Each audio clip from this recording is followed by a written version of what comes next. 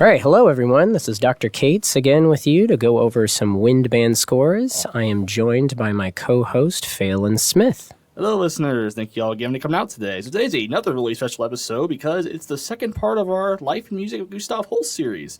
You know, the last time he focused on the biography and the overview of his works, but today we're going to do the second suite in F for military band. So let's go into Holst's biography a little bit. Now, we already covered a lot of this in our first podcast. I will link to that below in your YouTube. So the overview for his biography is he's born in 1872 in Keltingham, Gloucestershire. That's a part of the United Kingdom. His parents were musically inclined. He was a pianist and a trombone player. He played piano for a long time, but he had to switch to trombone due to a hand injury he had. He went to the Royal College of Music. His instrument there was trombone, and he met his lifelong friend, Faolan Williams. His early professional life, a lot of his early pieces didn't get a lot of success. He was trying to write in the styles of other composers, but didn't work out very well. He did not have a stable income because a lot of his first job. He was an opera conductor and orchestral performer. He was a trombone player. And he actually met his wife through his job, and they had a daughter named Imogen Holst. We're going to talk about her a little bit later. Middle part of his career, he got accepted to the newly opened St. Paul's School for Girls in 1905, and he began composing again. That was a really big turning point in his life. And a lot of his major compositions, including The Planets, they're composed there. In 1907, that's folk music revival began, where composers were inputting folk music in from other sources into music and bringing it back into our modern society. That was led by Holst, Faolan Williams, and Cecil Sharp. There's a lot of, and we'll talk about that a little more later. The final part of his life, he lectured at a lot of colleges, in both England and the United States. And prior to his death in 1934, he heard numerous compositions at his job and other places. 1934, he passed away because he had a stomach ulcer he was getting operated on, and the operation was successful, but he passed away due to heart failure 2 days later. And his funeral, it's really cool, happened. Vaughan Williams and Holst kind of, you could say, collaborated one more time at Holst's funeral. Vaughan Williams conducted Holst's music and Vaughan Williams' own music at Holst's funeral as a tribute to their lifelong friendship. So in terms of his works, he wrote a pretty decent amount of things. He's also known for his orchestral pieces. He's The Planets. It's a really good band transcription of that by Merlin Patterson. He has a piece called Two Songs Without Words for Chamber Orchestra, and it was actually dedicated to Faolan Williams. He has a piece called the Somerset Rhapsody. This piece was composed at the height of this folk music revival in 1907. And after it was composed, it was a lot of success, so it was regarded as his first successful piece for orchestra. He has two pieces for string orchestra. He has a St. Paul suite. We're going to talk about the piece a little bit later. And he has the Brook Green suite, which is like the St. Paul suite, but it's slightly easier, more approachable. He has a piece called the Japanese suite, which is based on folk songs from Japan. And it's actually a pretty good transcription of that by John Boyd for wind band. Yeah, and Holst also wrote a lot of, several notable pieces for wind ensemble. I won't say a lot because we have composers nowadays that have enormous outputs for winds, but Holst, relative to his peers at the time, had a lot of wind band pieces. Holst, I think he's a composer worth studying because he's one of the major composers of the English tradition in the 20th century. He has some of the most iconic orchestral rep, The Planets, especially being probably his most notable piece. That's a staple of the orchestral repertoire, and he's just kind of a big deal in the Western canon, the Western art music canon. So he's worth studying, and he has written some of the first notable pieces for what is an ensemble that's essentially the modern-day concert band. So the military band as it existed in Britain in the early 20th century is a little bit different than the modern-day concert band, which we may talk about throughout the course of this podcast. But the Holst's two suites, his first suite in E-flat, which we've already covered in our first podcast, as Faolan mentioned earlier, but also the second suite in F, which we're talking about today, those are two really big staples of the wind ensemble repertoire. He also has this piece called Hammersmith, which is significantly more difficult and significantly more, I would say, mature and artsy than the suites. The suites are pretty accessible to your average listener. Hammersmith is a little bit more esoteric. It's much longer, much more difficult, and the title Hammersmith comes from the town in which Holst lived when he was working at St. Paul's. Funny enough, when I first saw the name Hammersmith, I thought it was be something like a Blacksmith song of some kind. Yeah. So it actually, Hammersmith is the title of a town, and it's written to kind of evoke ideas about the town loosely. But great piece, really awesome. Doesn't get enough play in my opinion, but it's pretty hard. So there's not very many ensembles that have access to it. Unlike the first and second suites, which most any decent high school band or most college ensembles can approach those pieces, or at least a movement or two from those pieces. Holst also, there's several arrangements of his orchestral pieces. So he did an arrangement of the Jupiter and Mars movements from the planets for wind ensemble. He has this piece called Marching Song, which is an arrangement of his second movement of his 2 songs without words for orchestra. And then there's also his piece, A Moorside Suite, he arranged for brass band. There's an arrangement of that he arranged it for brass band, and then there's an arrangement of it for wind ensemble by Dennis Wright. So that's kind of the overview of Holst's output for winds, but let's now jump in to the composition itself. So the first suite in E-flat, which is one of, as I've said on previous podcasts, is one of sort of 3 main staples that I would say is, if anybody's interested in kind of studying wind works at a deeper level, I would recommend the Holst First Suite in E-flat, Lincolnshire Posy by Percy Grainger, which we'll probably cover on a future podcast. And then one of the Mozart Wind Serenades. My personal favorite is the C minor, followed closely by the Grand Partita, and then the E-flat, number 11, is another good one to check out. And we covered the C minor on a previous podcast. So if you're interested in the First Suite or the C minor Serenade by Mozart, you can go check those out. But unlike the First Suite, which is all originally composed music, which we kind of, I pushed my glasses up really high on my nose and got pretty nerdy about all of that stuff, about how genius Holst's composition is of that piece when we covered that in our previous podcast. Unlike the First Suite, which is all originally composed music, the Second Suite takes English folk songs as its generative material. So essentially, these are all settings of English folk songs, which is a very similar technique that Percy Grainger used in his Lincolnshire Posy. We'll talk about sort of the influence of this piece on future wind band compositions later in the podcast. So the Second Suite has been unofficially named a Hampshire Suite because this is the region that it's believed all of the folk songs in this suite are taken from. So Hampshire is a region of England, and the nickname was given by Gordon Jacob, who's written some notable works for wind ensemble. And Gordon Jacob gave it this nickname after he made an orchestral transcription of this particular piece in 1941. Yeah, and the orchestral transcription, I actually had the chance to look at this transcription. There's a lot of similarities with the pieces, and there's some differences. Like, I was actually talking with R. Mark Rogers, really notable editor who arranged a lot of music for Grainger, and one thing he said is there's orchestral transcriptions and band transcriptions. They can be so similar, but they can be so different. Yeah, which is great. So worth checking out that orchestral transcription by Gordon Jacob. And the folk songs were taken from a collection made by Cecil Sharp, who's a really well-known, prodigious collector of English folk songs in the 20th century.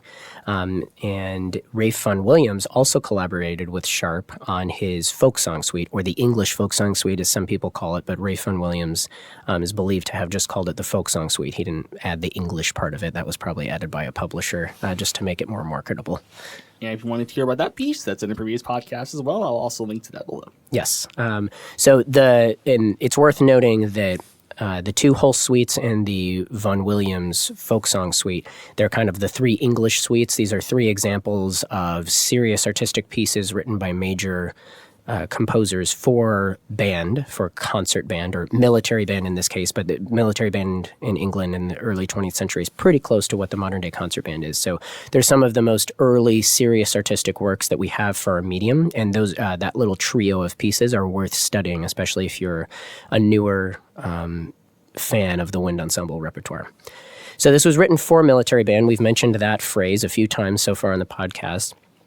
This ensemble is essentially a predecessor to what the modern-day concert band is. So military bands had a utility purpose and they still do in modern times. Part of it is they're playing for ceremonies. Part of it is, building esprit de corps with the members of the military. And the instrumentation in English bands was, at the beginning of the 20th century, was a little bit different than the current concert band. Oftentimes they were smaller than what we think of for a modern-day concert band, as we'll talk about a little bit with this particular piece. And then occasionally they would use instruments that are kind of out of date now that we don't really use. So, for example, alto clarinets were common earlier in the 20th century. We don't really use those now in the 21st century. D-flat piccolo was a common thing that you would see. So any of you that do Sousa marches or other marches from the early 20th century, late 1800s, you may notice that there's a part for D-flat piccolo, and if you're rehearsing your group and you're playing a march and your piccolo player sounds way out of tune, just double check and make sure they don't have a D-flat piccolo part, because they might. So you need to give them a flute part, and they can play that at written, and it'll be up an octave. So it's also worth noting that Colin Matthews is the notable editor for both the first and second suites. And he didn't arrange the first and second suites, he did editions. So he studied the manuscripts. He actually collaborated with Imogen Holst, Gustav's daughter, and Frederick Fennell to create the edition that we're going to talk about today. It is worth noting that Frederick Fennell did do his own edition, although I prefer, with all due respect for Frederick Fennell, who is kind of my spirit animal. He was a small, very energetic wind band conductor, which I aspire to be a lot of the time. But many of he was great. Did a lot of really good things for the profession. We'll maybe talk about him in more detail in a future podcast. But Frederick Fennell did his own edition of this piece, but I prefer Colin Matthews' edition.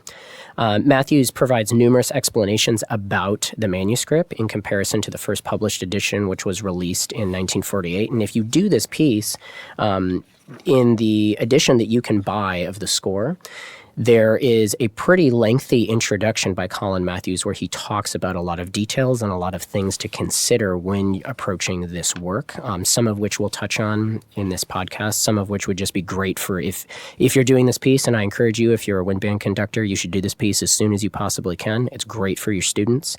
It'll be really great for you as a musician and a conductor. Make sure that you read that introduction and really thoughtfully consider all the things that Mr. Matthews has to discuss. And the cool part is it's actually being performed here at SFA right now. Yes, we are the Wind Symphony. Our second ensemble is doing this piece in concert pretty soon. And we're also doing this as part of our annual conducting symposium that happens in April. So we'll have some guests in that will get a chance to conduct various movements of this. And we're having Eric Wilson out from Baylor to be our clinician. So it's going to be a lot of fun. All right, now that we've kind of talked about an overview, let's dive into our analysis of the movements. We're going to go in order, so we're going to start with the first movement. So this first movement is in da capo march form, also more simply put, it's an ABA ternary. So we get a section, we get a contrasting section, and then there's a DC al fine. And when we take the DC al fine and go back to the beginning and play up until the segno, the sign, that second playing of the A creates the ternary. So we get this three-part section. The folk songs in all of these movements, but especially the movements where there's multiple folk songs, the folk songs determine the form of the piece. So in the first and the fourth movement of the piece, the outer movements, there are multiple folk songs present. The center two movements only have one folk song each. So we kind of just take that folk song and piece that apart in strophic form, which we'll talk about when we get to those movements. But especially in this first movement, this has more folk songs in it than any of the other movements actually combined, I think, if we do the math on it. So just some things before we dive into the specifics. This is not an American march. It's an English march. It's a European march. So it has a slightly different form, and it has a more reserved style. So it's not necessarily going to be the, bombastic trombones in the Stars and Stripes Forever by our good friend John Philip Sousa. This is going to be a little bit more reserved, as the English are, especially if you know anything about their culture or their comedy. They're pretty, reserved. So when you approach this stylistically, you need to have your pinky up when you're drinking your tea, but you need to be a little bit more formal and not quite so aggressive as we like to be in America. And then the tempo, it's pretty traditional, and unless it's indicated to be a quick tempo, which there are British marches that are at a quick tempo, the tempo for this piece should probably be a little bit more statelier. So we do not need to take the standardized 120 BPM of the American march. I like to go usually more like 108 for an English march. So that's something to consider for this piece. So let's dive in. So we have our first movement. This is the first portion of our A section. And in this movement is an F, or this portion of the piece. This is measures 1 through 46. It's a in F major, and it's a nested ABA, meaning what I mean by nested is that we have a smaller ternary form inside the larger ternary form. So we're in the big A section right now, but within part of that A section, we have a little ABA, so a ternary. So we get a thing, a different thing, and then the original thing. And this portion, the A phrase, is a Morris dance. So there's kind of two flavors of folk songs that were commonly used in the English suites for the band repertoire. And there's Morris dances, which don't have text. They're just dancing tunes. So this is kind of a funky analogy, but if you've ever seen the movie Titanic with Leonardo DiCaprio in it, that scene where they're, kind of all the third-class folks are in the lower part of the ship and they have the violin player playing and they're all dancing with their shoes off. That's kind of that's a good imagining of like what a Morris dance is. So it's a dancing tune. It usually doesn't have any lyrics, or lyrics may be added later, but traditionally they don't have lyrics. And then there's also your typical folk song, which is usually a little bit more lyrical in character, and a folk song it's the same music over and over again. We call that strophic form. And then each strophe, or each iteration of the text is different, but the music remains the same. And then the text is usually telling some sort of story. So really, the music is just a vehicle to deliver the story in a clever way. So our first one is Morris Dance that some believe is a tune called Glorscheers. It's set in AABA form, meaning that we get a little 4-bar idea, a repetition, almost exact repetition of the 4-bar idea, a contrasting thing, which is our B for 4 bars, and then we get another 4-bar idea. So we start with this cute little dugga-digga-dum intro where we have the low voices play and then the upper voices respond. And then the trumpet carries us through the first 2 iterations of A, zugga-digga-dum-dum-ding-dum-dum, this little dancing tune. And then once we get to rehearsal A, depending on the edition you have, or measure 11, we get this ding, ding, ding, ding, ding. That's our little B idea. That lasts for a few bars. And then we go back to our A idea at 15. Then at rehearsal B, or measure 19, we get our B phrase, so our contrasting phrase within this first strain. We get a subito change in dynamic. And this is notable. Like Holst uses subito dynamic changes in this piece, particularly this movement. Vaughan Williams uses a ton of subito dynamic changes in the folk song suite in his first movement. So it's really important that we go from this big 2D texture at measure 11 to this more quiet woodwind texture with some horns and triangle in the percussion section, and we're at piano. So we get this da-da-da-dee-dum-dum, digga-digga-dum, this little 8-bar idea. That's kind of cute. Some people believe that this may have been taken from a tune called The Blue-Eyed Stranger. So that's worth noting that we possibly have a second folk song at play here. Then at letter C, or measure 27, we get a almost exact repetition of the opening material, the dugga-digga-dum-dum-ding-dum-dum. The first 8 bars of that, brass, just like we had at the beginning with some snare drum.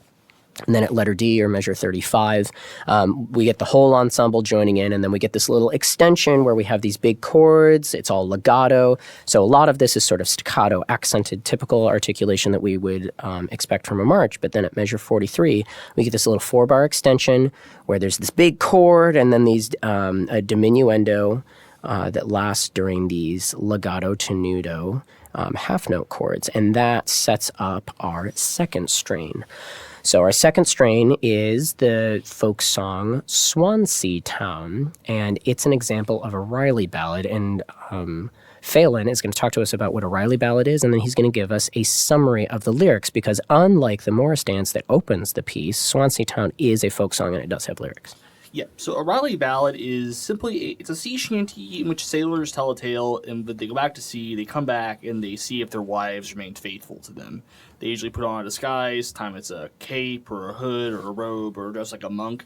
They usually walk up to their wives and they talk to them, they get them to admit to see if they're with someone else or not. And usually if they are, and they're loyal, they reveal themselves to them either by saying their name or giving them a token or simply showing a bodily feature the wife knows they have. And usually it's a really beautiful, heartfelt reunion, and after that they usually stay together. And usually these Riley ballads have a pretty good ending, and Swansea Town is one of the examples of one of these good ending Riley ballads. So the summary of lyrics of Swansea Town, it's not this sailor, he bids farewell to his beloved Nancy. He goes on a boat and goes to sea. He tells her he wants to look forward to returning to Swansea Town, which is the name of the town where they lived in. That's probably where the folk song got named from. Mm-hmm. And throughout his journey at sea, he writes her numerous letters, he tells her about his adventures. Tells her about the storm they dealt with that nearly destroyed the ship, his regrets of leaving her. And 8 years after he leaves her, he comes back to Swansea Town. He sees a woman who he recognizes as her, but she doesn't recognize him, probably because of how long it has been. And he approaches her, and Nancy tells him about this man who she loves, this sailor, and he went off to sea. And she describes a pretty distinct scar on his chest. And she tells him that she's the only man she's ever loved, and they want to spend the rest of their lives together, and she wants him to come back. Eventually, the sailor hears she's been loyal, so she shows her the scar, and recognizes her. They both embrace, and they go home, and they live their lives together. And also, Gordon Jacob, we mentioned previously, he actually set this piece for a women quintet called Swansea Town Variations. Really beautiful piece. Really cool. Yeah. And so thank you, Faolan. Good summary of the story there. So as Faolan, there was a lot of details that he gave about the story. It's worth noting that the original folk song has a lot of stanzas or strophes. So, 6 or 7 telling this story. And this was pretty common for a lot of these folk songs, that they would have numerous sets of lyrics.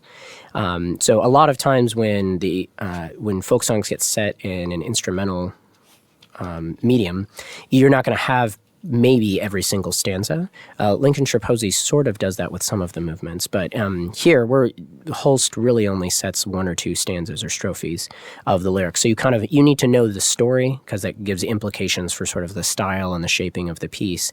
But he's not necessarily here setting like, okay, here's this, the first stanza, and we're going to do some text painting, which means we're going to do some things in the music to specifically describe specific things about this first stanza worth of lyrics. He more generally paints the story by the way that he sets the music. So this portion, the second strain, Swansea Town, continues in F major. We were in F major at the beginning, unsurprisingly, given the title of the piece, right?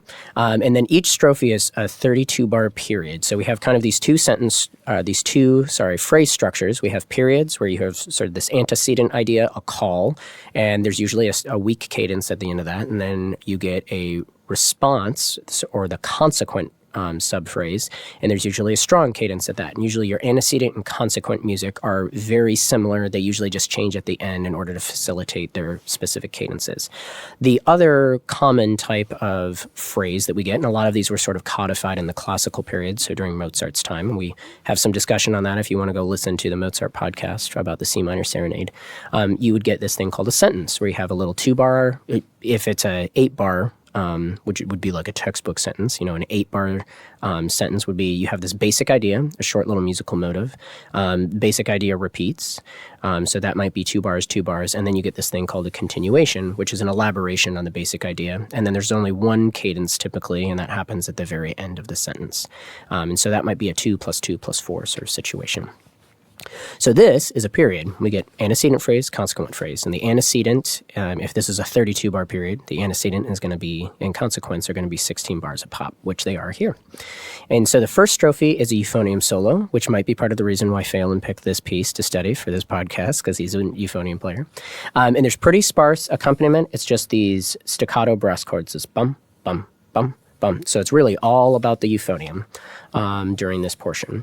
So this continues. There's a little bit of interjection, like measure 60. There's a little bit more motion in the brass, and then there's some sustain in measure 61. So this is right before rehearsal F, if that's a rehearsal marking you have in your edition of the score. And it's notable, if you're going to do this piece, those changes in the accompaniment, those slight little changes, bring those out and make sure, because that's an opportunity for the accompaniment to be in dialogue with the solo, because usually the solo is sustaining there, or it's towards the end of an idea or a subphrase for them. The second strophe, so the next statement is at measure 79, or letter G if you have that in your edition. There's a little lead up for 2 bars that comes into this, and now we have the full ensemble playing. The upper voices are playing the melody, and then the accompaniment changes, so the lower and mid voices are kind of playing these sustained chords, which contrast the staccato chords that we had at the beginning with the brass under the euphonium solo. And it's sort of interesting, I think, some text painting thing. We talked about text painting a few minutes ago, but text painting is a technique composers will use where they have things in the music that try to paint or represent the text that is happening in the song. This is fairly common in choral music. So like maybe if you have a lyric that says falling down, you may have a descending line. So the direction of the pitch would match sort of the direction that the lyrics are talking about. Here, I think some things that Holst uses to represent the lyrics of the tune. It's a fairly pleasant story, so it's in a major key. That's great. And then the euphonium could represent sort of the male voice, the man singing the story, because that's typically in a Riley ballad. It would be a man singing about, his adventure coming back and disguising himself to reveal himself to his true love to test to see if she was really honorable and all that stuff. And then the second strophe where everybody comes in and now the high voices have the melody. The high voice could maybe represent the woman, like higher tessitura voice. That makes sense. And then the really full texture could represent, they're so happy that they've been reunited and all this stuff. So that's, I think, some techniques, some things that you could think about if you're doing this piece. So now we're going to go on to the trio. And as is typical in an American march, there is a key change at the trio. But here we go not to a major key. So if we were in F major, we would expect that we were probably going to go to B flat major. We go to the key of the subdominant. But here we actually go to B flat minor, which is very interesting. Or B flat Dorian, if we're going to be more specific. But before we dive into too much detail here, we're going to have Faolan give us a summary of the lyrics. Yep. So the folk song in the trio is called Claudie Banks. It's another Riley ballad. And another, as I mentioned previously, Riley ballad that sailors sing if their wives are lyrical. Sorry, we're loyal. So the lyrics this one, the sailor returns home. He's been at sea for 7 years, and he comes home on a stormy night. He puts on a disguise, and he sees a woman, and he approaches her. And she tells him she's going down to the banks of the Claudie, it's a local river. And she wanted to see if her husband, who is a sailor, had returned back from sailing. And they talked for a little bit, and she tells her about her husband's journey at sea, and she's upset that he may have died because she heard that he shipwrecked on the journey. And eventually she tells the man that the only man she'll ever be with is the sailor, and she would have nothing if he did not return. Eventually the sailor reveals himself to her, and they embrace, and they say since they met on the river where they last saw each other, they will stay together forever. Yeah, and there you go. So it's interesting that Holst sets this in a minor mode as opposed to major, even though it's a happy ending to the story, but we'll talk about that towards the end. So we have two strophes here, meaning there's two statements of the lyrics, and each strophe is set as an A, B, B. So in the previous folk song, in the previous folk song, Swansea Town, where we had sort of the Morris dance at the very beginning, where we had A, idea, new idea, same idea repeated, or previous idea repeated. This, we get idea, new idea repeated. And we also go into 6/8, so that's a notable difference here. And so our first strophe starts happening at measure 111. The strophe proper happens at 112, so this would be rehearsal H if you have that is 111, and then we sort of get this big impact chord, bum, dee dum, dee dee dee dee dee, and we jump into the folk song here. And so each of the components are 8 bars, kind of divided. We kind of divide them up into smaller chunks here. And so this we have this strophe occurs, and during this strophe, the clarinets, low in their Shalumo register, alto sax and tenor sax, play the melody with simplistic low reed and brass accompaniment. And we just sort of get this event happening in the accompanimental voices. And then at J, measure 136, we get the second strophe. And here we have the upper voices, so woodwinds and the euphonium carry the melody, while we have staccato brass and low sax accompaniment. And then there's this big crescendo in the second statement of B, which would be measure 148, leading into measure 152, letter K, if you have that in your edition. So we get sort of, because most of this is pretty quiet. It's in kind of the mezzo forte or forte for woodwinds, in the end of the first strophe, and then the second strophe starts, even though everybody's playing, it's piano or pianissimo, so it's really quiet, and then we get this big build-up into the final portion of this statement, or of this strophe. As you probably mentioned, Claudie Banks is probably my favorite folk song of this movement, because of how the says the clarinets in that really low Shalumo register, really beautiful setting. Yes, it's great. And so just a couple of details that are worth pointing out. If you are watching the accompaniment, it is worth noting that there are some spots where some things change. So at measure 144, the cornets take the melody from the euphonium for just a moment, it's just first cornet, and then pass it back to the euphonium again at 146. So that's sort of an interesting orchestral or orchestration thing that Holst does there, and I think that's worth bringing out because it's a notable change in how he set the melody. So just a detail for those of you interested in doing this piece, and then make sure at 148 that you get your snare drum player in playing some really crisp flams there as we lead up to the big arrival at 152. So some possible text painting interpretations here for this particular portion of the piece, this trio strain. The minor mode could represent the stormy night that is happening in the folk song, and then the woman's despair at her lover being gone. The 6/8 meter could emulate the quote-unquote rhythm of the ocean waves, and this was a common meter for sea shanties to be set in and Riley ballads. You know, if they're it's oftentimes about a sailor going off to sea, or sea shanties. So dee da dee da dee da dee. That's common rhythm for a sea shanty, and then the sighing gestures that we get, that dee. In the first strophe, that could represent waves also, the gentle undulation of the waves. And then the initial quiet dynamic could represent the woman's introspection and longing for her lover. And that big crescendo that we talked about, leading into the end of the second strophe, that could represent sort of then the culminating fortissimo dynamic that happens at the end of that crescendo, that could represent the joy at the sailor's reveal and the lovers being back together and I'm so happy to see you and that sort of thing. So even though it ends on a minor chord, I think that this tune does have a happy ending in terms of like spirit, and it's sort of shouting, and that does in a way kind of emulate the happy ending to the folk song.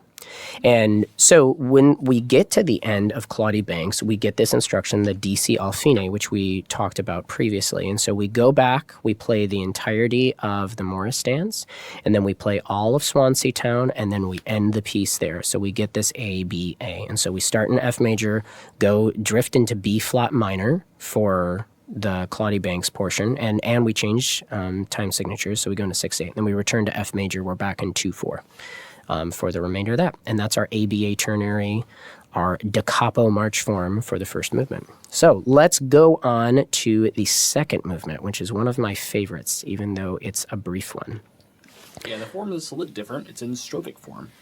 Yes, so this piece, so this movement is there's only one folk song present. It's called I'll Love My Love, and this is in strophic form. This is an F Dorian. So Dorian is a mode. So if you take an E flat major scale, and instead of going E flat to E flat, you make F your tonic, so the pitch that has all the gravity that you're usually starting your melodies on, ending your melodies on, and you're usually doing cadences that have F as a tonic chord. But you keep the same key signature, and so E flat major is key signature, but F is your tonic.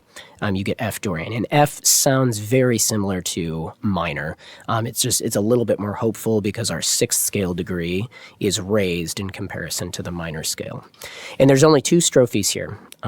So our first strophe goes from the beginning up until measure 18 or 19, depending on how you want to segment that out. So 18 is letter A. And then that second strophe goes to the end. There's a little extension on the end that we'll talk about.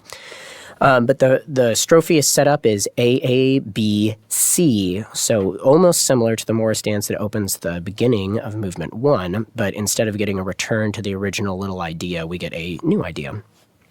And in the first strophe, our melody is carried by a clarinet solo. So there's this brief little 2-bar idea that sets up this very simple, quiet chordal accompaniment that we have and establishes F minor as the tonic pitch, or the tonic tonality.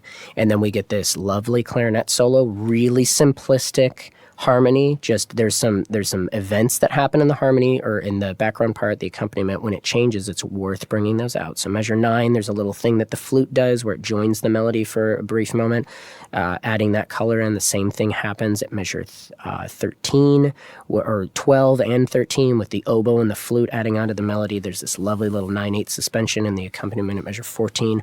All those details are worth bringing out. Measure 15, the flute joins the clarinet solo to end to end that strophe. And then at letter A, or measure 18, we get the start of this accompanimental idea that happens in the second strophe.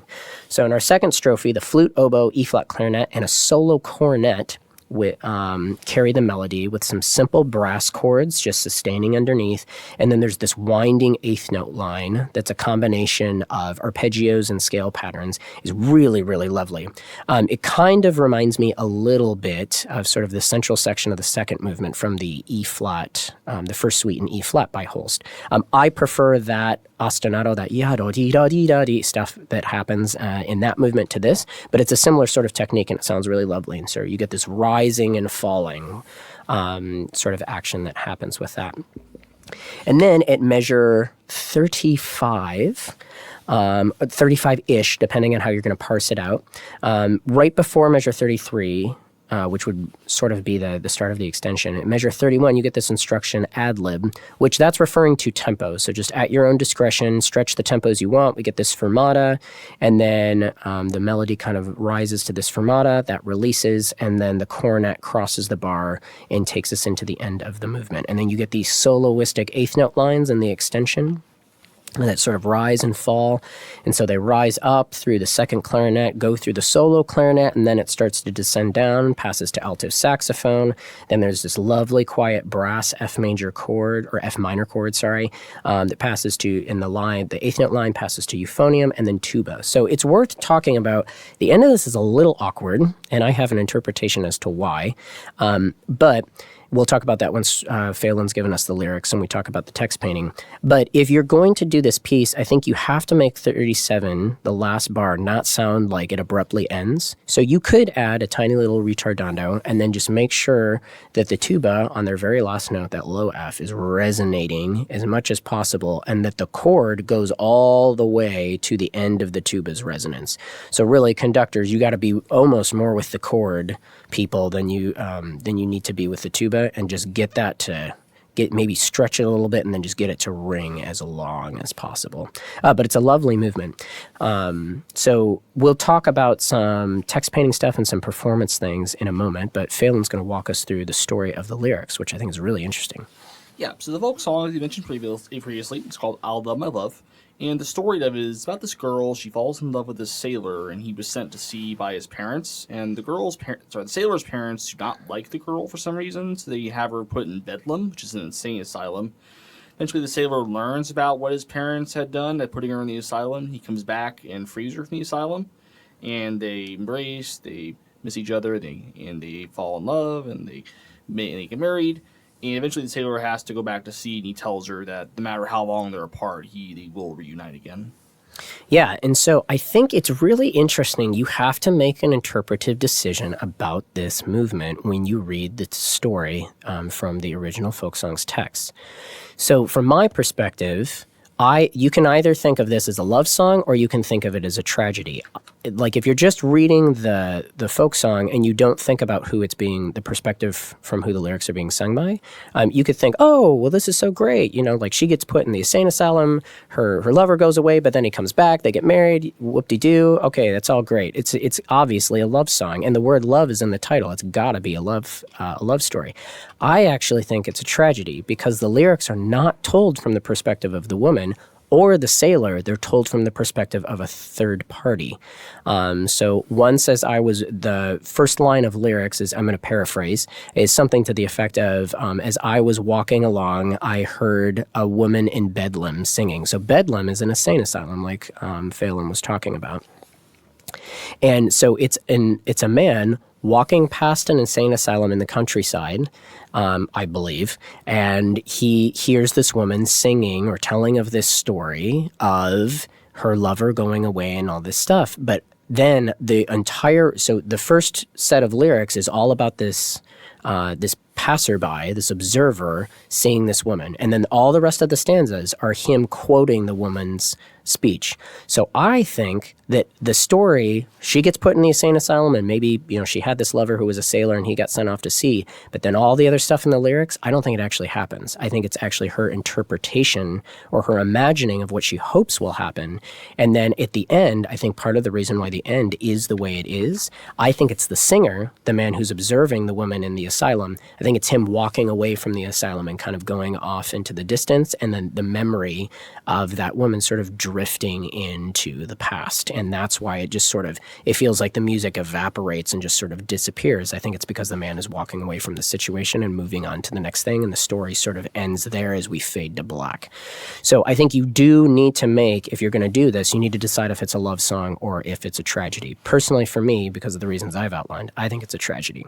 And I think there's some text painting to back that up. So we have this Dorian mode, which is sad, a little bit more hopeful than minor because of that raised 6 scale degree. So that could maybe represent the woman's hopefulness, but the overall somberness of the story is represented by the fact that we're in a minor mode.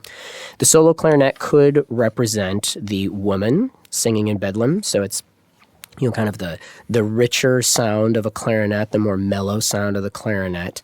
And then woodwind instruments, oftentimes by composers in the past, were used to represent sort of feminine characters, whereas your brass instruments a lot of times were used to represent male characters. Sort of that like strength versus delicate thing. I'm not making any assertions about that. It's in 2024. We're not trying to get canceled out here, but that's just a trend that was used in the past. So that could be a possible thing that Holst was trying to do. The sparse accompaniment in the first strophe could represent the starkness of the woman's situation. And then once we get into the second strophe, we kind of have these fuller brass chords and we have all this winding eighth note stuff. That orchestration could represent the woman's imagination, especially the winding eighth notes, so where she's sort of off in her mind in a place that's somewhat disconnected from reality, but is more hopeful. And then the odd ending, like I talked about, could represent the singer walking away from the woman's asylum. So some performance considerations, like once you've dealt with, your reckoning of, you've wrestled with the lyrics and figuring out what you think about this interpretationally, it's just some practical performance things. Colin Matthews suggests using the editor of this edition, suggests using one player per part to help capture the intimate nature of this particular movement. I think that's a great idea. So if you have the players that can handle that and they're mature enough, which I think most players would be able to do, I think that's a great choice because it's going to give you a much quieter sort of setting for this piece. And it's also worth noting, speaking of the word quieter, virtually all of this movement is not virtually, all of it is in some level of piano. There is no forte marking anywhere in this movement. There's no mezzo forte. There's not even a mezzo piano. It's all some flavor of piano or pianissimo. Now, that doesn't mean that you play the entire thing, super duper quiet the entire time. Obviously, you're going to change the dynamics a little bit and have some, as you're rising through the eighth note lines in the second strophe, you're probably going to crescendo a little bit and diminuendo and all that. But all of this is in the zone of piano, and I think that one player on a part suggestion by Mr. Matthews will help capture that dynamic. Or the character of piano, if you will, because I think dynamic can sometimes represent character almost more than volume. Holst, it's also worth noting, Holst set this piece for a cappella choir. It includes a lot more strophes and gives a clearer picture of the story, and it's an awesome setting. Faolan and I listened to this the other day when we were kind of making the notes for the podcast, so I really recommend checking that out too. All right, so that does it for the second movement. Let's move on to the third movement. This is a quirky little bugger, but it's a fun addition to this piece. So you kind of have this sort of, in a way, follows the trend of like a classical or romantic era symphony where you have these big outer movements that use sort of a standardized form. You have a lyrical inner movement, and then you have sort of a dance-like third movement. So going that kind of, if you're curious about that, you can go listen to our Mozart podcast because we get into that a little bit more detail. But so the Song of the Blacksmith, number 3, is not exactly a dance, but it is a lot more upbeat and it's a little bit different. So this is kind of, the spicy side dish before you get the main course, if you will, which is the final movement. So this piece, like this movement, rather, uses only one folk song, just like the second movement does. And it's also in strophic form, and we get 3 strophes in here. But before we get into the first strophe, we get this really cool little introduction that we'll talk, the 6-measure introduction with a lot of offbeat music, which we'll talk about in a moment, but it's representing a specific sound. And we'll see as Faolan is giving us a description of the lyrics, if you can figure out what that sound is, if you're familiar with this music. Yeah, so the folk song in this movement is called The Blacksmith Courted Me. And the word courted means love during a relationship. It's an Old English word. So the story of the lyrics are, it's about this woman. She's been in a relationship with this blacksmith for a few months, and the relationship does go smoothly, and she asks him to marry her, which he agrees. And one day she gets back to her house, and she notices the blacksmith is gone, and she finds a letter at her door. And she reads the letter, and basically the letter admits that the blacksmith was married, and she was his mistress. Dun, dun, dun. Nice little spicy story there. And the blacksmith actually left town because he was ashamed because he had an affair with her. But the woman does wonder if he will come back because she still loves him. And times I have heard of that happening. You still love someone even though they deceived you. And we were out in our Ray Fawn Williams podcast. We talked about this. Green Bushes, a very similar story to this in the second movement. Yes. And in Holst's choral setting of this piece, he uses the lyrics from only the first stanza, which I think is kind of how he approaches doing this movement here as well. And in that first stanza, it just mentions the woman's courtship to the blacksmith. So, they're falling in love and it's all sweet.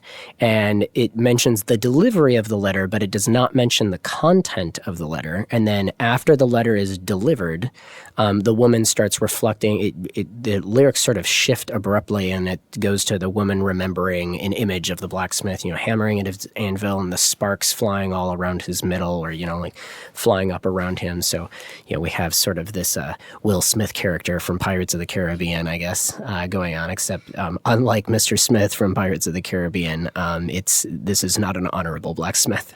Yeah, it's a pretty spicy story going on here. Yes, absolutely.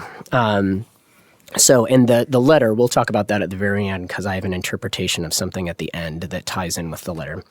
So let's break down how this movement is laid out. So the 6-measure ostinato that opens the piece is decently famous in the wind ensemble repertoire because it's tricky to navigate as a conductor because all of most of the music falls on an offbeat and the really strong fortissimo staccato offbeats with funky harmony. So oftentimes conductors here will use a technique called a gesture of syncopation, where you give a really strong downbeat and then you don't move, and the strong downbeat allows the players to feel the downbeat, and then the musicians play the upbeat off of the conductor's strong downbeat. So this is actually something in the conducting curriculum at SFA that we use this particular excerpt to teach that technique. So this ostinato, after it's presented, it's a 2-bar idea. We have a 4/4 bar and then a 3/4 bar, and then that's repeated 2 more times. So it's a 6-bar idea. 3 iterations of a 2-bar motive. That ostinato is present for pretty much the majority of the rest of the piece. Now it does have to get changed slightly because of the way that the strophes are. Constructed.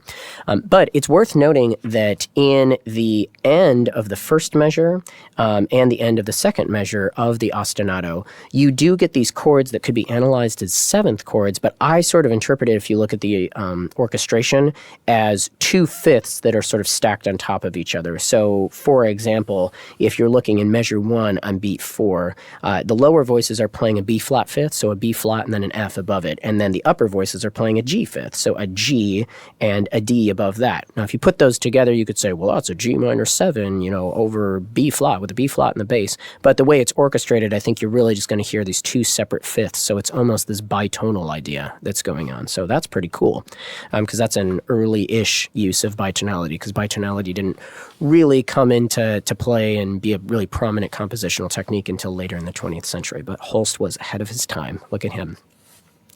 And it's also worth noting that in the choral version of this, that Holst, the text for the choral version is of this ostinato is kang, kang, kang, kiki, kang, kang, kang, kika, kang, kang. So it's really, these are just blows of the blacksmith's hammer on the anvil. So it's supposed to sound like metal hitting metal. So it is supposed to be a little bit violent, if that makes sense.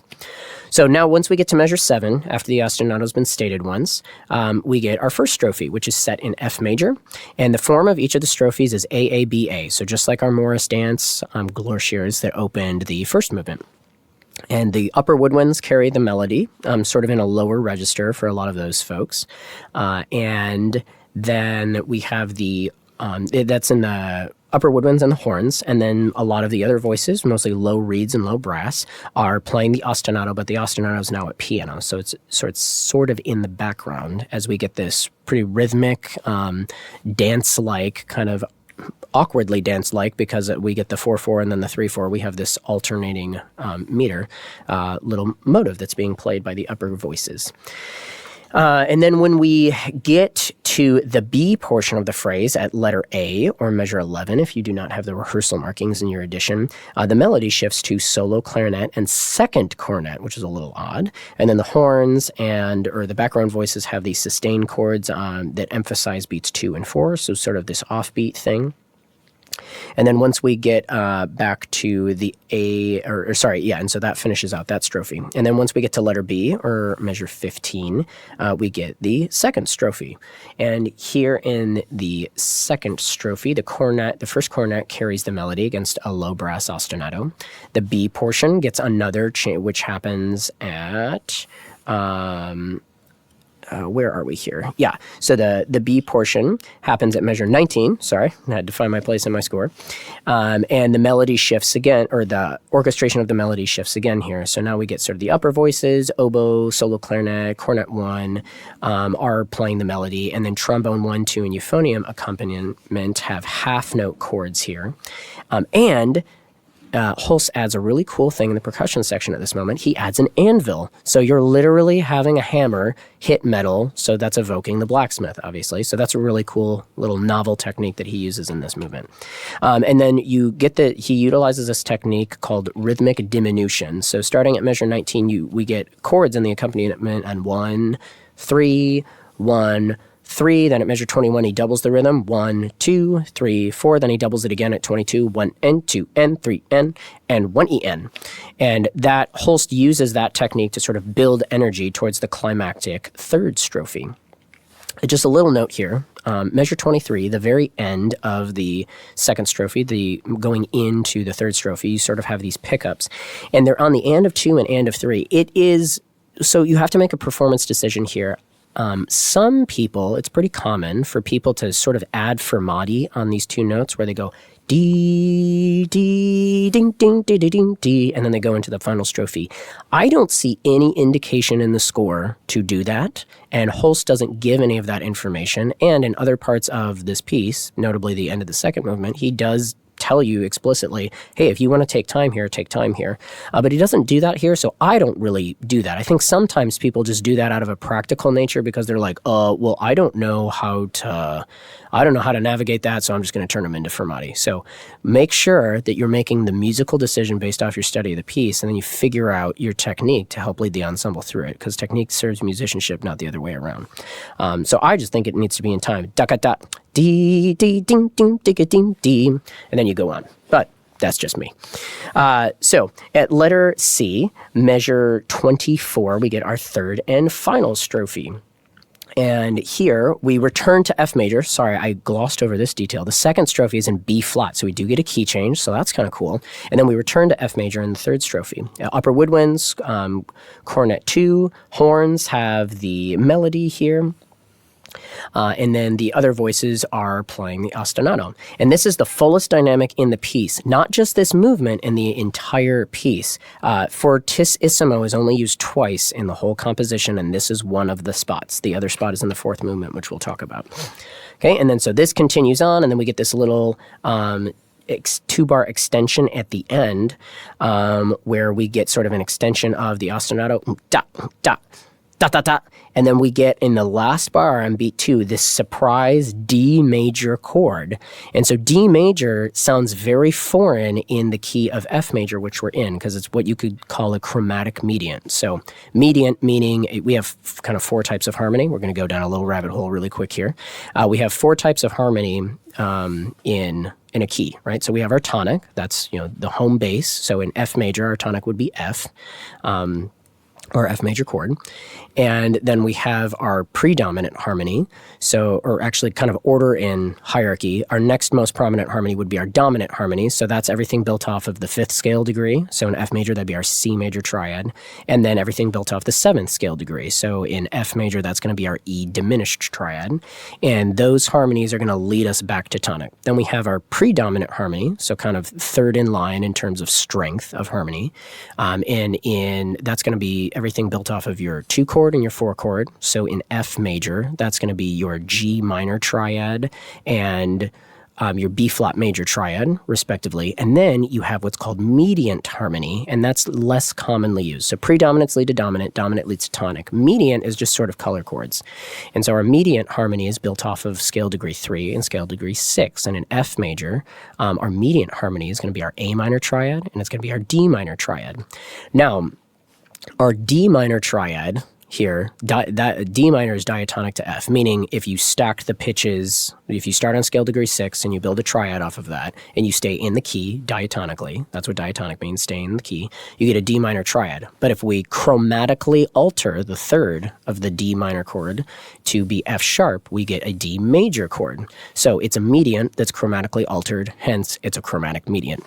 Now, the reason it sounds so spicy is because if you have F major has 1 flat, and the key of D major has 2 sharps. So there's a difference of 4 accidentals there between those keys. So that we would call those distantly related keys. So D major does not fit cleanly in F major. So that's why this chord sounds so spicy and sounds so exotic to our ears when we're in the key of F major. And I think this D major chord, because it seems really random, it's like, why did he put this as an offbeat thing, and it's a chromatic mediant, and what is he doing here? I think this is the woman reading the letter and going, he's married. I'm a mistress. What? It's her shock. I think that's what the D major chord is. So whether that's right or wrong, we can't ask Holst. He's no longer with us, but that's my interpretation of why he includes this seemingly random chord at the end of the piece. All right, now we are going to dive into, we have finally arrived at the 4th movement, which is Faolan's favorite. So we're going to do the overview of the form in just a second. Yes, I've been wanting to study this movement for a very long time. I'll tell you guys why after you finish studying this piece. So it's a very personal story. I think it's one you guys probably kind of shocked about hearing, but this story is the reason why I've been wanting to study this movement so much. So after we're done going through the overview of this version, then we'll tell you why I want to study this movement so much. Yeah, he's been chomping at the bit ever since we started the podcast. He's been all about this movement, so he's really excited. So I think this is an expertly crafted movement. This is my favorite movement in the whole piece, partially because of how it's constructed from a formal standpoint. So the basic form that is in play here, the main form that's at play, is theme and variations, or more specifically, strophic form. So we get an idea, and it's repeated over and over again. We have 2 folk songs that are used in this piece. We have the Dargason, which is a Morris dance, so it has no text, and it's da-dee-dee-dee-dee-dee-dee-dee-dee-dee-dee-dee-dee-dee-dee. It's an Irish jig that may sound familiar to your ears. I think a lot of people know this tune. And the origin is believed to either be an Old English word for fairies or related to an Irish legend about a large bear that terrorized the countryside, and the bear was called the Dargason by locals. So not 100% sure where the name comes from, but that's, it's definitely a very active, rhythmic, 6/8 jaunty little melody that Holst sets. And so there's 26 statements. All of them are exactly the same in terms of their melodic and rhythmic structure, with the notable exception being the last statement, which we'll talk about towards the end of the analysis of this movement. The other folk song that's at play is Greensleeves, and this has had lyrics added to it, across history. You may more commonly know it as the Christmas tune, What Child Is This? But an older set of lyrics is a man reminiscing about a relationship with a woman of royalty who was named Greensleeves. But then they break off the relationship, and so you could interpret the lyrics as the man reminiscing about, the relationship and wishing that he was still with her and all those sorts of things. And we're going to use that set of lyrics to influence our interpretation of possible text painting towards the end. So both of these folk songs come from an adaptation of this thing called Playford's Dancing Master. So this is an encyclopedia of old folk dances and folk songs. Cecil Sharp was able to acquire a copy of it during his study. So Cecil Sharp did not create this. This was created in 1651, so kind of like early Baroque, after the Renaissance kind of thing. But both of these folk songs are believed to be adapted from the first volume of that. So these are fairly old folk songs. And even cooler thing, another really notable one of these encyclopedias that came out was Pretorius's The Terpsichore, which we just had some experience with not too long ago. Yes, yeah. So the Renaissance, Playford's Dancing Manual came technically after the Renaissance period, because the Renaissance period ends around 1600. But two other notable texts from the late Renaissance would be Susato's The Dancery. So those are a whole bunch of dances written by Tillman Susato, great composer of the late Renaissance. And a lot of those are set for instrumental groups. There's various band settings of that. So that's a volume of music worth knowing about. And then there's also this thing called the Terpsichore, which was a collection of mostly French Renaissance dances that was collected by a German musicologist to sort of preserve those dances. And SFA's Symphonic Band just did a piece by Jody Blackshaw, great Australian composer of the 21st century, called Terpsichore Dances. And that's a great piece to check out if you're interested in doing some Renaissance music that's fairly accessible to an intermediate to advanced concert band. Yeah, I had a lot of fun with that piece. I had a lot of fun working with you on that piece. It was a lot of fun. Yeah, it's a blast. It's a good time. So the Greensleeves, the way that Holst, this is really cool the way he does this. So he has this jaunty little Dargason chugging along the whole time. All of that's happening. And then at 2 points throughout the piece, he'll layer in sort of this like slower setting Greensleeves on top of the Dargason. And it's great the way that Holst figured out how to piece these two melodies together. And the presence of Greensleeves helps to create this larger five-part form, which is similar to a rondo. So we have the opening sort of A section where there's no Greensleeves. Greensleeves gets introduced in the eighth variation, the eighth statement rather, and that's set in one statement of Greensleeves takes up four statements of Dargason. We'll talk about that when we get there. But then the Dargason disappears, and so we get another A section, if you will. So A absent of the Dargason. And then he introduces the Dargason again in statement 18, and it takes four statements he introduces Greensleeves again at statement 18, and that takes, again, four statements of Dargason to equal one statement of Greensleeves, and then Greensleeves disappears again, and then we have a handful of Dargason-only statements to finish the piece, so we get sort of this A, B, A, B, A structure, this five-part form, which is nice, because if we were just trying to, as players and especially conductors, try to keep track of 26 statements of the Dargason, it's like, oh, shoot, are we in 15 or 16? I got lost counting. But really, if you just use Greensleeves as sort of your pillars to mark your form, that's going to make a lot more sense. So it's really cool the way that Holst does that. So let's talk about the piece in some more detail. So our first A section, if you will, our absent of Dargason or absent of Greensleeves section, starts in F major. So the first statement is a solo alto saxophone at piano. Now, there is a tenor saxophone listed here, but if you go and read Colin Matthews' discussion in the foreword, I think it leans heavily towards using only the alto saxophone, but he talks a little bit about why the tenor saxophone is included there. So my personal recommendation is just use the alto, and I think it's a nice little way to start. And it's really cool that this first A section goes from, I also think if you do that, it's cool because you go from a singular person sort of starting the dance, and then by the end of the section you have everybody in, and they're all singing and playing, or playing the Dargason together and dancing together, and then Greensleeves comes in.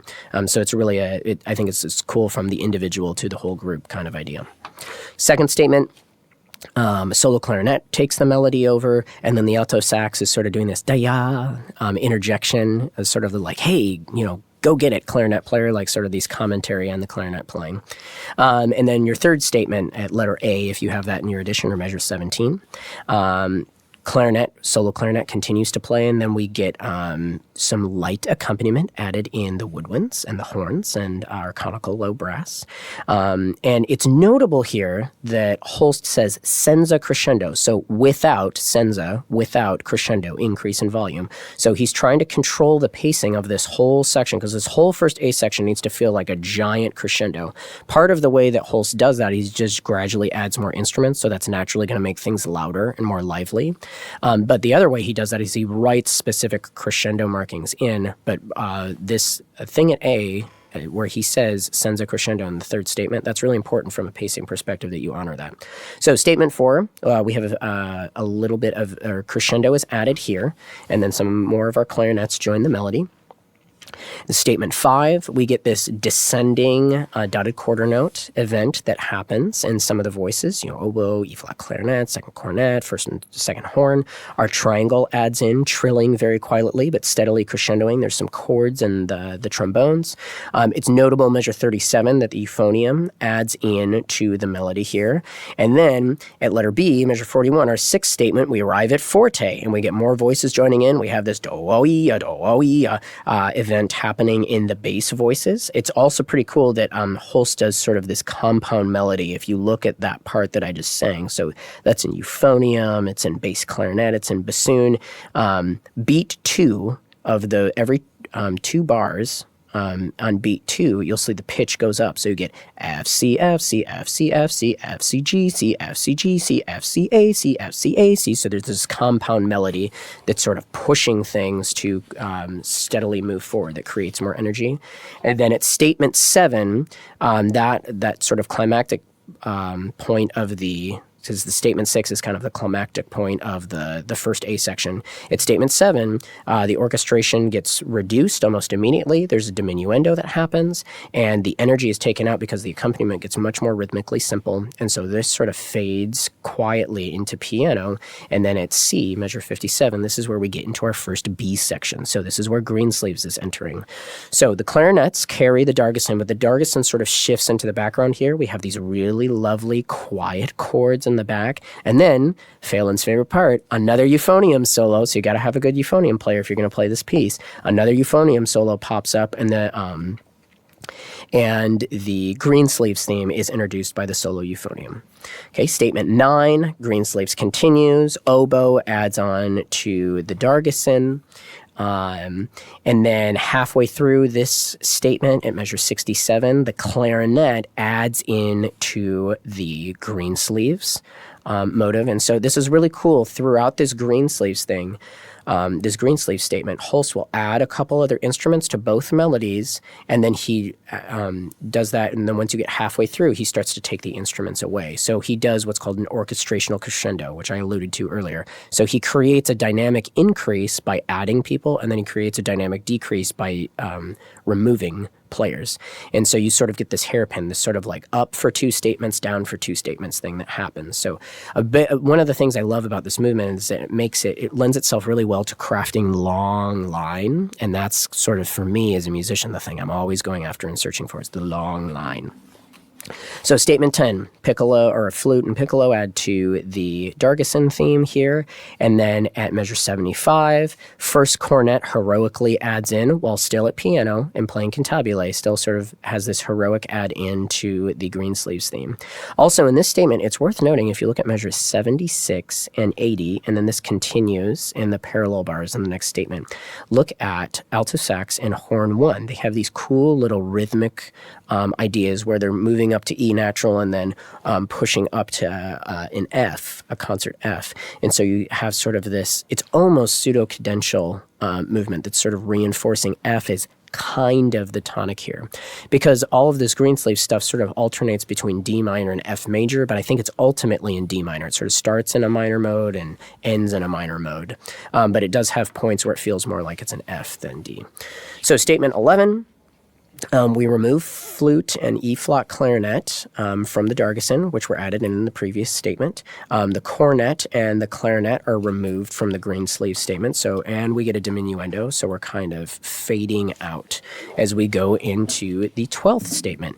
Now, depending on how you parse this up, you could say that D, statement 12, is the start of the second A section, or you could say that this is sort of transitional material going into the second A section. Now, the reason being is you get these dotted half note chords, which should not be ignored. There's some really interesting stuff that happens here, especially in euphonium.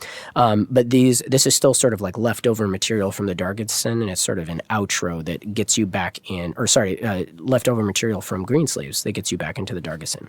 Then at statement 13, we get a subito dynamic change in the first cornet at forte, sings out the Dargason theme. There's no Greensleeves material left. We are firmly back in the A section where the Dargason is out front. We're dancing again.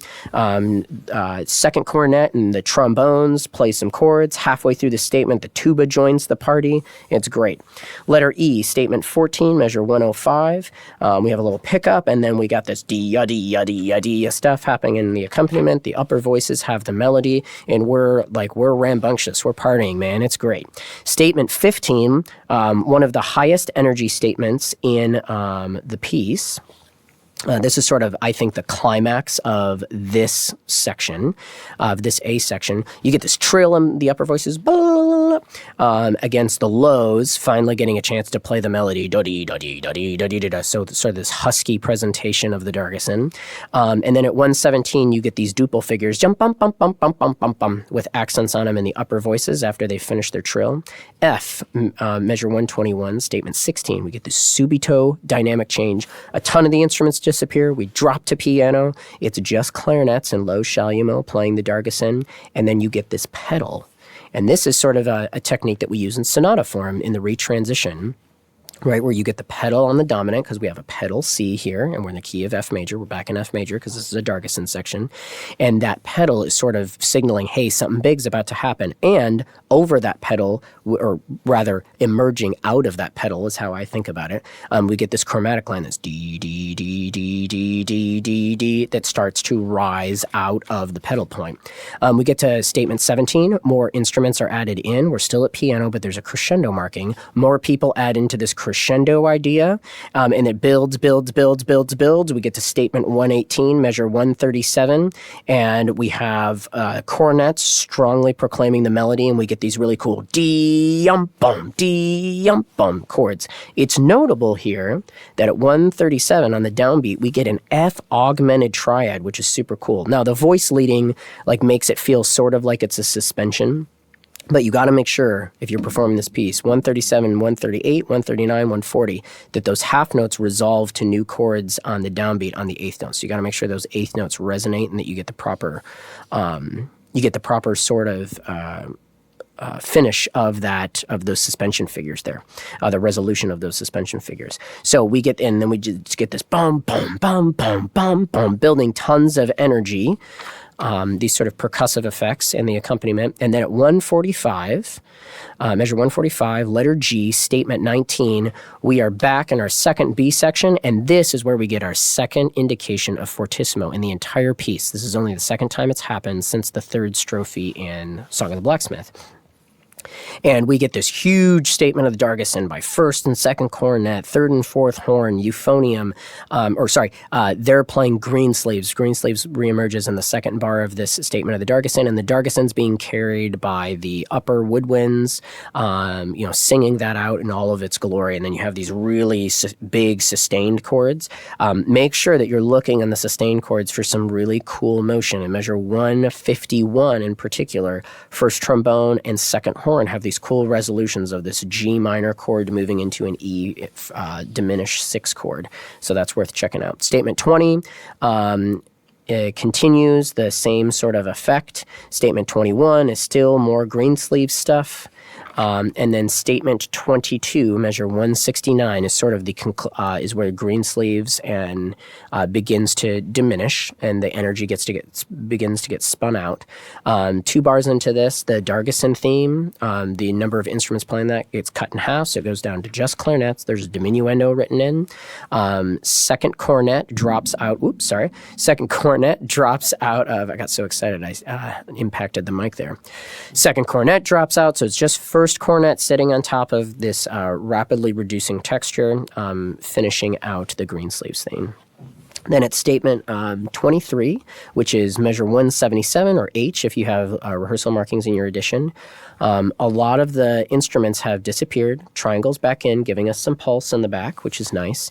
And then similar to our previous Greensleeves statement, we get sort of this leftover material, this transitional material here, as we sort of phase out of the sort of D minor section and go back into F major. So statement 24, all of the Greensleeves material arguably is gone. We get these fun little suspensions in the clarinets and alto saxes, these sighing gestures as solo euphonium, again, another opportunity for our euphonium players, is singing the Dargason theme. Then at statement 25, the tuba gets to play, or basses, as Holst wrote in here. The tubas get to play the theme. So the theme has moved its way from the upper brass and then moved its way down to tuba at this point over some really soft trombone chords. Please make sure those resolve on the eighth notes, and those eighth notes sing out and resonate if you're doing this piece. And that's statement 25 in measure 193. And then at measure 201, we get our final statement, our statement 26 of 26. And we have some muted cornets here playing chords over this quirky little duet between tuba, the bottom of the ensemble, and solo piccolo, the top of the ensemble. So we're jumping from the extremes of our register here. And this is the only time that Holst messes with the theme. So he uses rhythmic variation and sort of reduction of some of the pitch material here. He extends some things. And he plays this. And so this eventually ends with piccolo ascending and with a series of kind of triplet eighth notes, and then the tuba is just ascending dum, dum, dum, dum, playing downbeats. We get this cute little trill that leads to the downbeat of the final bar, and then this surprise, bam, stinger to end the whole piece. So it's a really exciting movement, lots of detail, and I think it's really cool the way that Holst uses Greensleeves as sort of these formal pillars to help you create a larger form amongst the theme and variations of the Dargason. Yes, so as you mentioned previously, I have a really big story as to why I want to study this piece, and this particular movement is a movement that's really close to me. For the listeners who don't know, I was a string player for 5 years. I played violin for 5 years, and I was not always a euphoniumist. And one of the pieces I was really exposed to, the third piece of classical music I ever heard, it's always stuck with me, is the Dargason from Holst's St. Paul Suite, which is the finale of that piece, which is almost identical to this. Now, I'm going to do a very brief comparison of that piece. A lot of this stuff in this movement of this also ties into the St. Paul Suite finale really easily. The two really notable differences is the instrumentation is for string orchestra, so it's only 5 sections, 2 violin sections, violas, cello, and basses. Also, another way notable differences is the key. It's in the dominant key of F major, so it's in C. So some really interesting things here. The beginning with the Dargason solo, instead of it being stated by a solo instrument, it's the full section of the strings. So if you're an orchestra director who's listening to this, really don't make that section get too loud. And as mentioned previously, listeners know me personally. As you know, I was obsessed with this piece throughout my time in high school. I still kind of am now. Now I lean more towards the band version, but this piece is still a piece I've always loved.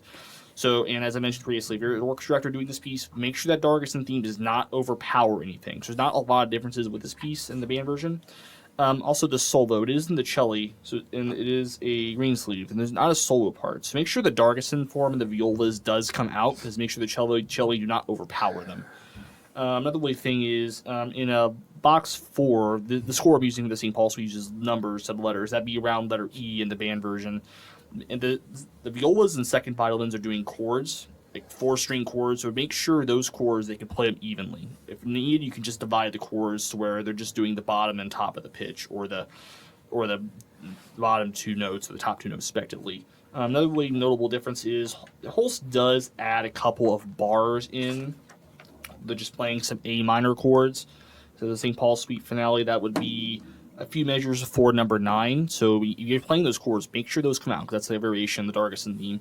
Another really notable differences as well is at the end of it, the piccolo solo is 2 octaves. This violin solo is 3. Now there is an option for a 2-octave version, but most violinists prefer to do this solo. So this is probably the reason why I love this piece so much. This is one of the 3 classical pieces I started listening to was for string orchestra was Peter Warlock's Capriole Suite. If you attribute that to a band piece, it would be Ron Nelson's Courtly Airs and Dances, based on some Renaissance dances.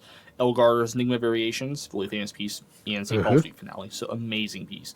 So it's something I want to do for a long time. I'm glad I had a chance to do it finally. Yeah, no, it's a great piece. It's really well crafted. And I think the 4th movement of this is definitely my favorite. I think it's the most cleverly written of the 4 movements inside of this suite. I still am a little bit preferential to the first suite in E-flat, but this is a solid piece of music, and that 4th movement especially is a lot of fun. So this piece does have some connections and influence on other works. We kind of talked about earlier how Holst and Vaughan Williams were 2 of the composers to write some of the first serious works for in ensemble that is most similar to the modern day concert band. Now, you could make the argument that there are a lot of wind works written before these pieces that have serious artistic merit that were written by major composers. So like Strauss has his Festmusik der Stadt Wien, which is like the mother of all brass fanfares. It's an incredible piece. If you don't know that, I highly suggest you go check that out. Wicked hard, really long, super cool, like fanfare on steroids.